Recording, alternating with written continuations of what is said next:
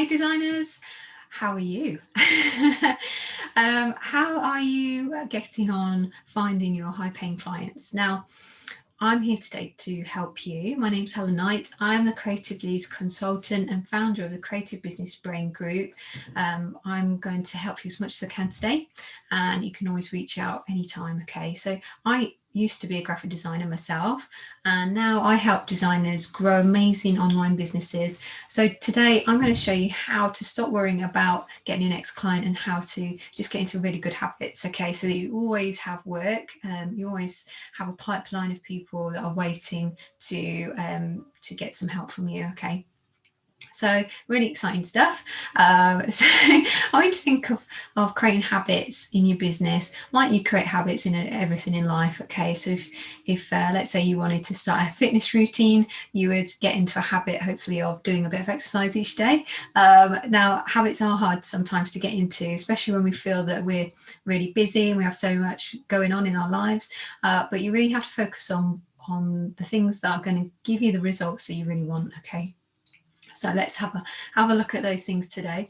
Grab a piece of paper and a pen, and I will share with you lots of valuable tips. So let's get started. I'm going to share with you 4 key habits that can help you get your next clients. Okay, so number 1, you're going to engage with your ideal client and their content. So basically anything they put out on social media, you're going to comment, you're going to like, you're going to show your support, show you care, show you're interested, and they will realize that you exist. Okay, so that's the first thing. You have to be in front of them and make sure that they know that you're actually there. Okay, so if they don't know you're there, they won't actually start to get to know you. So make sure that, you are really supportive. You show genuine interest. Okay, this isn't just some kind of sleazy thing, because you are actually genuinely interested in them. If you're not, then they're not obviously the right type of people. So you need to make sure they are the right type of prospect, and you do genuinely have a sincere interest in helping them. Okay. So make sure that you're authentic, that you're as real as can be, and just qualify them when you're doing that process is a good way of just making sure they are the right type of people before you start talking to them. Okay, so have a good look on everything they do, their website, their social media, everything that they put out into the world. Have a really good look and just think to yourself, okay, can I really help this business? Can I really help this person? And you should have like a little checklist in your mind of the things you're looking for. You'll start to realise what kind of level they are at in their business journey, if they're newbies or if they're really advanced, and then obviously you can decide if they're a good match with your skills. So have a good think about that when you do it. Be really, take time over it. Be thoughtful about it all. Okay, so don't just rush in and just start spamming everybody's pages. Be thoughtful about it. Show you care. That's really important. And then number 2, you're going to start building an audience of those ideal people. And if you're still not sure who those ideal people are or those ideal businesses are, it means you haven't spent enough time really working on that, and that is a process. So if you need help, I can send you a sheet to help to fill in, and it will really help you guide you more into niching down into a specific type of person, okay, or a specific type of business. So let me know if you need help with that, because once you know, and you can start building your audience, which is really exciting. It means that lots of those people are going to start seeing the things that you put out into the world as well, and you'll start to get to know them, they'll start to get to know you, and that's when your business will start to grow. So number 3, you're going to write content that really gives value, because if you're not putting content out there that's really valuable, that really helps them, they're not really going to be interested. It shouldn't be all about you. It shouldn't be just content writing about how wonderful you are. Although you are allowed to, tell people when you've achieved certain things. That's you know, there's no shame in that. That's great. You can definitely put testimonials out, things like that. But the majority of your content should really be relating to those people. It should be you should be really helping them as much as you can, thinking about the journey that they're on, think about the problems that they're facing every day. Think about what it's like to be them. You know, what is their day like, and what are they really struggling with right now on a much deeper level. Okay, you can get a lot more human.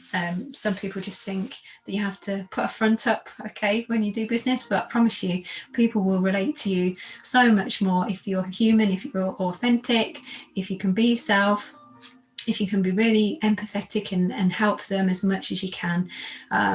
You will draw the right people towards you.